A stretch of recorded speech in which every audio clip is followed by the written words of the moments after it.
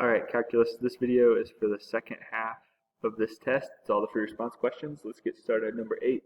Hey, all of these things are true. There's 4 facts. What is f inverse of 3 prime? This notation is bad. Many of you asked about it. It would be, on the AP test, it would be like, hey, g is the inverse function of f. What's g prime of 3? I mistyped it. It was not good, so thanks for that feedback. But if we're trying to find f inverse prime of 3, we got to use our inverse formula, 1 over f prime of f inverse of 3. That's my goal. That's what I have to find. A lot of you forgot the 1 over part, and your answer was wrong because of it. If I want f inverse of 3, remember, inverses swap inputs and outputs. So f inverse of 3 equals something. So f of something equals 3. What input gives me 3 as an output? It's this one. F of 6 is 3, so f inverse of 3 is 6. So let's come back over here. This is now 1 over f prime of 6. That's my output when I evaluate f inverse of 3. And then f prime of 6, luckily that's also given. It's right there, -2. So my answer is 1 over -2. And you're done. That's it. Write that formula out, find out your inverse value, find out your derivative value. Number 9. This is from an AP test. They don't do this as often anymore within the last 10 years or so, but they did used to do this all the time where they said, here's a function. Show the implicit differentiation steps. So we're just basically taking this function and we're showing that we get to here when we take that derivative, and then we're using it when I say find the linearization, the equation of the tangent line.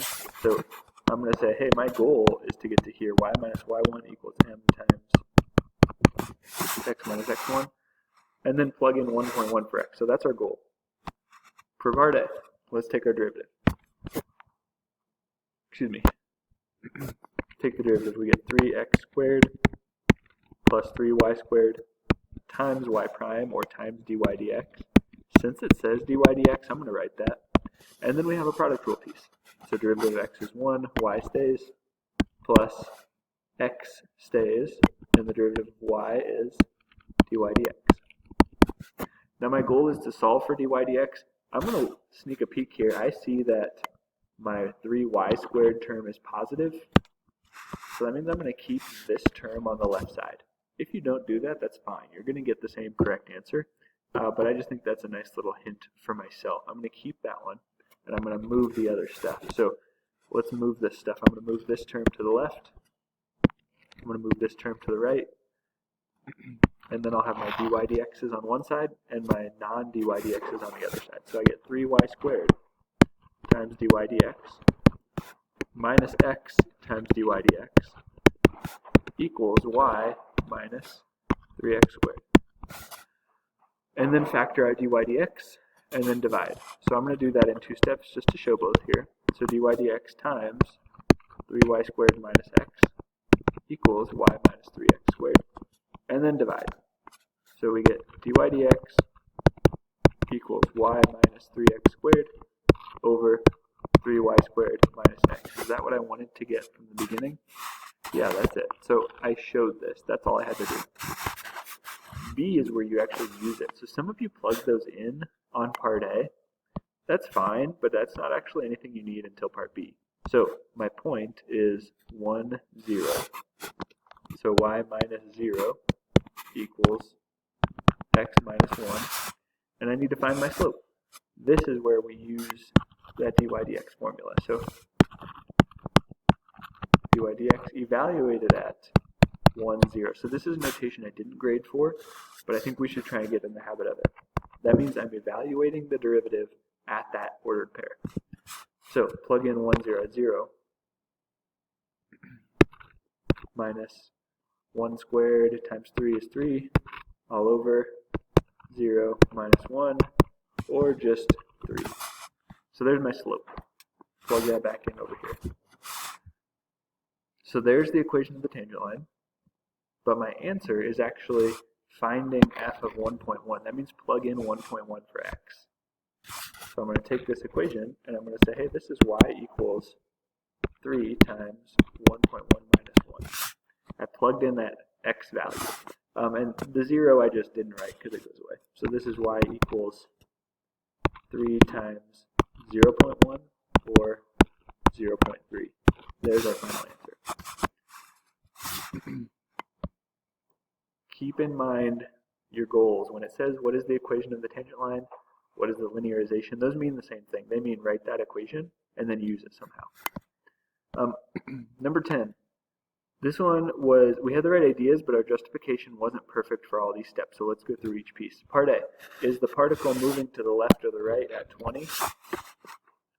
That velocity is negative, so my particle is moving left. So all you need, left, since v of 20 is less than 0. If you wrote only that, that's okay. If you said the velocity is negative, that's okay too. We need to reference the velocity being negative though. Part B, v prime of 36. That's the derivative between these 2 points. Our most common error was that we had our inputs and outputs mixed up. So v prime of 36, remember, delta y over delta x. What are my y values here? Y is the output. This is like my y, and that's my x. So when I'm doing my difference here, I write 7 minus negative 4 over 40 minus 32. This is delta y over delta x, which means my final answer should be 11 over 8. And what's my unit? So my unit on top was meters per second. That's the velocity unit, right? But I'm dividing it by another second. So meters per second, because it's output units divided by input units. And what does this mean? This is where we use our stem. We could say at t equals 36, what's my input unit? Seconds. What's changing? The velocity is increasing at 11 over 8 meters per second squared. At blank, the blank is blank by blank blank. There we go. That's all we need to write. Velocity is increasing, or you could say the object is accelerating. Same thing. Letter D, is there a time when the particle is at rest? Particle at rest, what are we thinking? We're thinking that v of t equals 0. That's our question. Is the velocity ever 0? Look back up at your table. I see 2 times. Definitely one here, and definitely one here. There are 2 times for sure that the particle's at rest. Maybe it's more than that, but we know definitely there are 2. So, is there a time when it's at rest? Yes. This is now an IVT question. This is from your homework assignment. That's why I put this one on there. And here's one part we all forgot. We all forgot to reference that this is a differentiable function. What does that tell us? That tells us that our function is also continuous. So if it's smooth, if our roller coaster is smooth, it's definitely continuous. I can definitely draw that with the same line. So how do we write this out? We can say, since v of t is differentiable, it is continuous. That's got to be step 1. We have to use our condition, right? So it is continuous. We're good to go. Step 2. Am I surrounding 0 at any point? And I would say, yeah, v of 8 and v of 20 surround 0. So I'd say, and since v of 8 equals 5 and v of 20 equals negative 10, you can use your stem more precisely if you want, but it's all the way across the room. I can't see it exactly. So I'm going to say, let's paraphrase. We're going to say, hey, we got our outputs covered. Since we are surrounding 0 by the IVT, there is definitely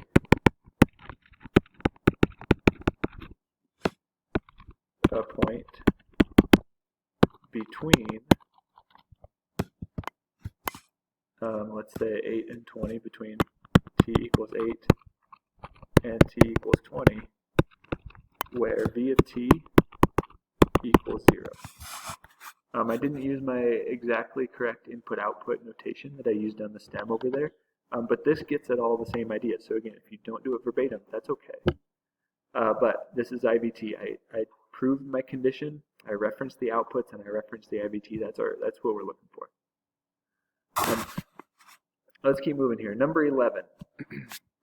So number 11 is a Calc OK question. So let's pull up the calculator here. If you had issues with this, it's probably we just don't have a ton of practice with our calculators yet. So we'll get there for sure. But here is step 1. Obviously, I'm just pulling it up now, but this isn't that crazy long of a question. So step 1 says, where does it cross the x-axis? Here we go. Let's graph it. Y equals e to the tangent of x minus 2. Make sure my zoom is standard here, so I'm going to do zoom 6. All right, there's my graph. If you didn't get this, it's probably because you're in degree mode. So this is our radian mode. And our question is there a time when this crosses between, oh, come on now, between 0 and 1. So looking back at our calculator, it looks to me like this is the point I'm looking for. So evaluate the second calc, 0, number 2 on your calculator screen. And then it says left bound, right bound, guess, right? So left bound means go to the left side of that 0 and hit enter. We're just limiting the range that the calculator has to search for your 0 value. So left, right, guess, there it is, 0.606111193. I'm going to write all these out. 0.606111193. I'm using this in the problem, so I need to keep more than 3 decimals. On the AP test, all you would need is this part. I'm keeping more because I'm using it. Step 2, part B. What is the slope or derivative of y at that point? I wrote this out. This is actually all in one question on an AP test. It would say, here's the graph. What is the slope at the point where it crosses the x-axis? So you have to do both of these steps in your head to get to the final answer. So get out of here. How do I do derivatives? Math 8. D over dx of e to the tangent of x minus 2. Evaluated at x equals 0.606111193. I'm keeping all those decimals so it's as precise as possible. 2.961 or 2.960. The College Board doesn't actually care about rounding. You can round it or truncate it, which means cut it off. And both of those are correct. So there's our solution there. This was 2 points, basically 1 point for each value. Number 12, last one. This was actually a trickier question than I anticipated. It's Calc OK, but it's not actually too crazy for part A. It says, using the tangent line approximation at 4, estimate the radius when t equals 4.5. So step 1, every single time, y minus y1 equals m times x minus x1. What's our slope at 4? It's 1.3. What's my x value at 4? It's 5 feet. And what's my y value at 4? The radius, that's our output. That's my y value. My input, my time, is 4.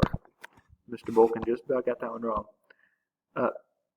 And then it says, what is the radius when t equals 4.5? So that's what we're plugging in for x. So I've actually switched up variables here. That's okay in this case. So y equals 1.3 times 4.5 minus 4 plus 5. And then we would evaluate, it's Calc OK, so you can just use your calculator. And if you do, you get y equals 5.65 feet. That's our estimate based on the tangent line from all the info we had.